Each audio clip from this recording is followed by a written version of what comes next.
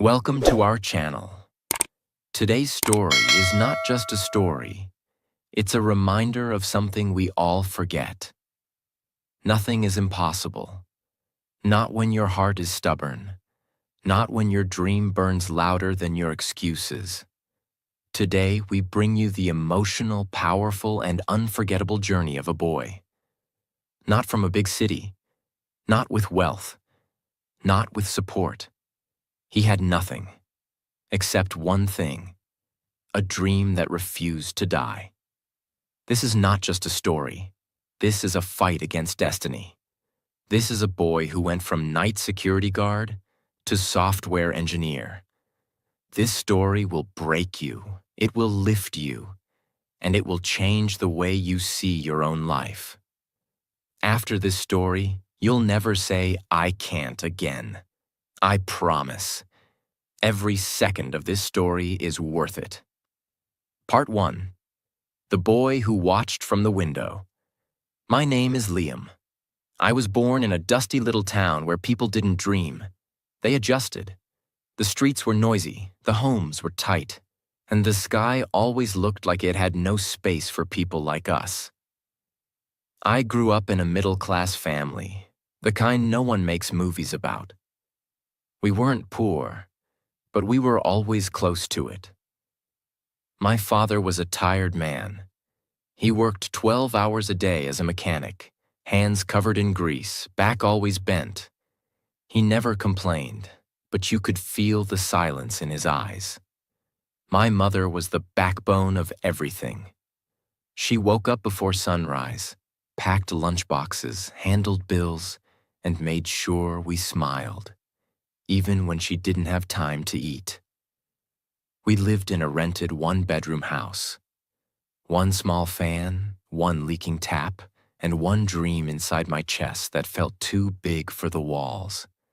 I remember standing near the window every evening, watching people drive by in their shiny Mercedes, laughing with their families, music playing, windows rolled down. I wasn't jealous, but I wondered, how do people get a life like that? What did they do right that we didn't? Will I ever sit in a car like that? While other kids played outside, I had a different obsession. I would walk 3 kilometers to a small cyber cafe and just look at the screens, lines of code, digital worlds, people building things with their mind. That's when I first heard the word software engineer. It felt like magic to me. People who didn't use tools, they used thoughts. They created things out of nothing. And in that moment, I decided I will become one of them. Even though I had no computer, I had no internet at home, I didn't speak English well, and I didn't know anyone who worked in tech. Still, I believed. I believed in something I couldn't touch yet. But dreams don't pay rent. One night I heard my parents whispering, "He's a good boy, but we don't have money for college. Maybe he should just take a job and help us out." I didn't cry, I didn't scream. But something inside me broke. How do you chase a dream when your parents are drowning? So at 17, I made a decision that changed everything. I put my dream in a corner and picked up a security guard uniform. I became the boy who once dreamed of building the future, now guarding it from the outside. Every night at 9 p.m., I stood in front of a tall glass building. Inside, people stayed warm in air-conditioned offices, writing code, designing apps, living the life I once saw on a screen. Outside, I stood still in the cold wind, wearing a dull brown uniform, holding a wooden stick. And every night I told myself, "Liam, this is not the end. You're not stuck. You're just paused." At night, I stood silently in front of those shining offices. While the world slept, I was wide awake. But not just to guard. I was awake to observe, to learn, to build the future no one thought was possible for someone like me. The building I guarded was full of software engineers, people who had everything I wanted. They walked past me every night with confidence in their walk, laptops in their backpacks, ID cards on their chest, and purpose in their eyes. And I was just the watchman to them. Some didn't even look at me. Some nodded. None of them knew that I was watching, not them, but the life I wanted. I had a small second-hand smartphone. It couldn't run games. It could barely stay on for 2 hours. But it had one thing I needed: YouTube. Every break I got, I would sit in a corner of the parking lot and search. What is coding? How to become a software engineer? What is JavaScript? HTML tutorial for beginners. Sometimes the videos buffered for 10 minutes. Sometimes I didn't understand a single word. But I never stopped watching, because each video felt like a key to the door I wasn't allowed to enter yet. I couldn't afford Wi-Fi, so I downloaded free coding PDFs at night using mobile data and read them by candlelight in the morning after my night shift. I would sleep 4 hours a day. My eyes burned. My brain hurt. But my dream kept whispering, "Liam, if you give up now, you'll never forgive yourself." People laughed at me. My relatives said, "He's just a security guard. Let him accept it." My friends said, "You're not smart enough for software." Even my father one night at dinner looked at me and said, "Son, some people are meant to dream. Others are meant to survive. We don't have time for dreams. We need money." I didn't argue. I just nodded. But inside, I made a promise. One day, I will show you that survival is not the only option. One night, it got too much. I hadn't slept in 2 days. I couldn't understand a line of code. I was hungry, tired, and lonely. And as I stood under the office light, holding my stick, I cried, quietly, not loud, just tears falling on my uniform, because I felt like I was reaching for something too far, too high. And I whispered, "Is it really impossible for someone like me?" That night, around 2:45 a.m., a man came out of the office early. He was one of the engineers, young, confident, clean-shaven. He saw me sitting with a notepad and stopped. "What are you doing?" he asked. I looked up and said, "Trying to learn code?" He paused for a moment, and then smiled. "That's brave, man. That's really brave." He didn't laugh. He didn't ignore. He respected it. That one moment, that one sentence, changed everything for me, because it proved I was not crazy. I was just early. From that day, my energy came back. Stronger, sharper, angrier. I studied harder. I started waking up during the day too, just to read more. I stopped caring about what people said. I stopped waiting for support. I became my own teacher, my own motivator, and my own coach. Because I realized nothing is impossible, but everything is lonely first. Part 2. The walls that don't move. My routine was brutal. Night shifts, coding lessons, no college, no mentor, no one to talk to. I was in a fight where nobody even knew I was bleeding. After months of self-study, I decided to build something. A basic website, just HTML and CSS. I spent 2 full weeks writing the code. Sometimes I didn't even sleep after work. I was that hungry. And then, with shaky hands, I clicked run. It crashed. The screen went white. Error. I tried again. Nothing. Everything I had worked on, gone. I forgot one line of code. One simple mistake. And just like that, 2 weeks of hope disappeared. That night, I didn't go home. I sat on the stairs of the building I was guarding. Head down, eyes red, heart shattered.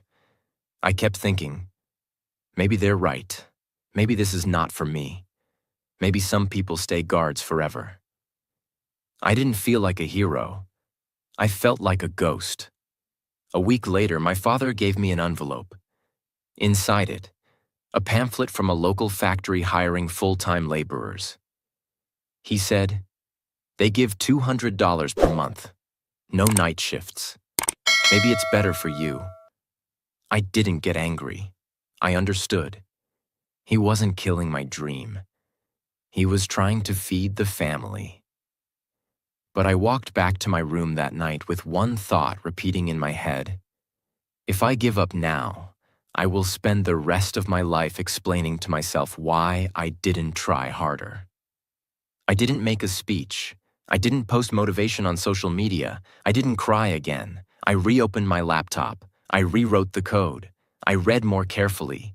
I tested one block at a time. I learned the hard way. You can either fail and quit or fail and get smarter. That second time, the website worked. It was small, ugly, basic, but it worked. And for me, it was my Mercedes. Now I had proof I could do it. So I made a bold decision. I started applying for internships and junior jobs, even though I had no degree, no certificate, no connections, no fancy English. I still sent my applications to over 80 companies. You know what I got? 79 rejections. Some didn't reply. Some said I was underqualified. Some laughed. But one company replied, "Your journey is different. Let's talk." That one reply was my doorway. Not to the destination, but to the next level of war. I prepared for 7 days straight. Practiced in front of a mirror. Watched interview videos. Wrote answers in a notebook. Repeated every sentence 50 times. When the day came, I wore my guard uniform because I didn't own a formal shirt. The interviewer looked at me and asked, "Tell me about yourself." I didn't give a polished answer. I just told the truth. I work as a security guard, but I spend every night studying code because I want to become something I've never seen around me. The room was silent for 5 seconds. Then he said, "You're not what we expected, but you're exactly what we're looking for." They hired me as an intern, unpaid. But it was the first time I entered a tech office, not as a guard, but as a learner. That was the moment. I was still poor, still tired, still insecure. But now I had a chair, a desk, a laptop that wasn't mine. But the dream was. For the first time in my life, I didn't feel like I was watching the world. I felt like I was inside it. I still remember the first day. I entered the building, not from the guard's gate, but from the main entrance. No stick in my hand, no uniform on my back, just a cheap shirt and fire in my heart. People who once walked past me without a glance now sat beside me in meetings. But it wasn't easy. They gave me a desk, a computer, a team, and suddenly, I was inside the dream I had watched from the parking lot. But dreams are not always soft. They are sharp, and they cut you if you're not ready. Every day I battled. Fear that I would be exposed as a fraud, insecurity about my English and communication, shame about my clothes, my past, pressure to prove I belonged. My teammates had degrees, they had certificates, they understood things faster. Me, I Googled terms during lunch breaks so I wouldn't look stupid in front of them. One day during lunch, a senior engineer asked casually, "Where did you study? Which college?" I paused and said, "I didn't. I was a night security guard before this." The silence that followed felt like a thunderstorm. Some looked impressed, some looked confused. One just nodded and walked away. And that day I realized something. The world may open the door, but you still have to prove you deserve to stay inside. That night I didn't sleep. I went back to my old habits, practiced interview questions again, watched advanced tutorials, reread documentation, took free courses with broken subtitles, because I knew this is not the time to relax. This is the time to become unshakable. I stopped comparing. I started focusing. I stopped explaining. I started executing. 3 months into my internship, I was given a small task to fix a bug in a live product. It was complicated. Others had tried and failed. And my manager said, "Try if you want. No pressure." I didn't say yes, I didn't say no. I just took the code home and studied for 2 days without stopping. I broke down the bug, read forums, ran tests, got stuck, cried, tried again, and again, and again, and finally, I solved it. The manager didn't say much. He just smiled and forwarded my code to the CTO. But that night, when I walked out of the building, I looked up at the sky and whispered, "You see, I told you I don't belong outside forever." A few weeks later, my internship became a paid role. It wasn't a big amount, just $300. But when I saw the message in my bank account, I cried. Because that money didn't just represent salary, it represented proof. Proof that my pain wasn't pointless, my nights weren't wasted, my fire wasn't foolish, my dream wasn't impossible. I went home after many months. Same house, same leaking tap, same small kitchen. But something was different. When my father saw me, he didn't ask anything. He just said, "You look different." I opened my bag and gave him my first check. He didn't cry, but his hands were shaking. He looked at me and said something I'll never forget. "I thought your dream was too big, but maybe I was just too tired to believe." There was no party, no big announcement, no post on social media, but inside me, a war ended. I was no longer the boy who stood outside the building. I was now part of the future. Part 3. From guard to guide. Years passed. The security guard uniform that once wrapped my pain now sat folded in my cupboard. Untouched, but never forgotten. Today, I sit at a desk not as a guard, but as a full-time software engineer. Not in a small firm, not in a temporary role, but in one of the world's top companies. I now write code that reaches millions, lead teams that build global products, mentor interns who once sat where I did, walk through airports, laptops in my bag, confidence in my step. And when I look in the mirror, I don't see a genius. I see a fighter. Sometimes I visit that old building I once guarded. I stand at the gate where I once stood with a stick. I watch a new guard walk in, sleepy, quiet, unnoticed. I smile at him, because I know, behind that uniform there could be another dream silently burning. One night, while coding late, I got a call from my father. His voice was soft. "I showed your photo to everyone at work today. Told them, that's my son, a software engineer." He paused and said, "You made me proud, Liam. But more than that, you made me believe again." I couldn't speak. I just cried. Because for the first time, my dream didn't just save me. It healed my family. I started writing my story, not to become famous, but to leave behind proof for kids like me. I titled it, "The Boy Who Stood Outside." Because that's who I was. A boy on the outside of the world, watching through the glass, believing that maybe, just maybe, he could find a way in. You know what the real lesson is? It's not about becoming rich. It's not about proving haters wrong. It's not about success. It's about not letting the world convince you that your dream doesn't belong to you. Because here's what I've learned. Talent helps. Money helps. Support helps. But the real power is this: a mind that refuses to quit. A heart that keeps showing up. a soul that doesn't care how long it takes. Now, after these years, my life doesn't look the same anymore. The boy who once counted coins now earns a salary he once thought was impossible. Not luxury at first, not millions, but enough to breathe, enough to stand straight, enough to say, I made it this far.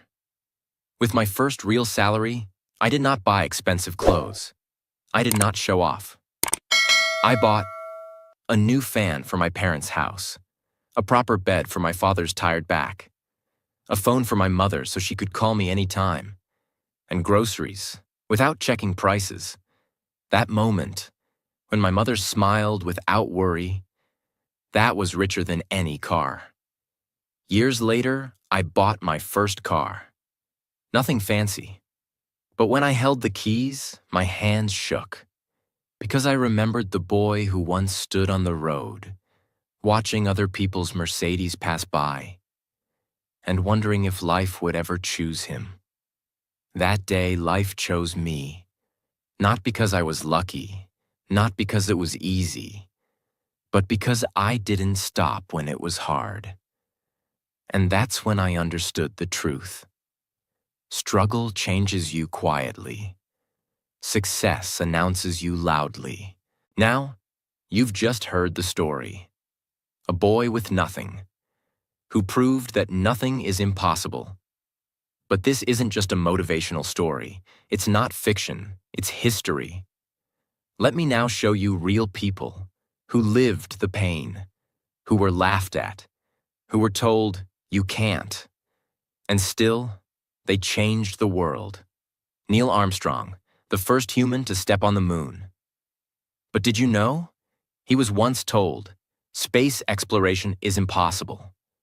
He didn't listen. He didn't just touch the moon. He walked on it. Albert Einstein.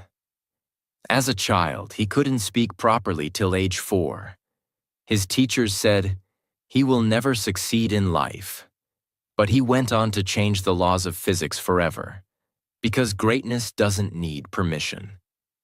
Thomas Edison. He failed 1,000 times trying to invent the light bulb. When people laughed at him, he said, I didn't fail. I just found 1,000 ways that won't work. Today, the world sees light, because one man refused to stay in the dark. Listen closely, my friend. People will try to stop you. They'll say, you're not smart enough. You're too late. You're from the wrong place. It's not realistic. When they say that, look them in the eyes and say, shut up. This is my life, my journey, my dream, not yours. Yes, situations will be hard. Yes, days will come when your hands shake and your heart breaks. Yes, you will cry alone. Yes, the world will ignore you. But guess what? The world ignores you until it can no longer ignore your results.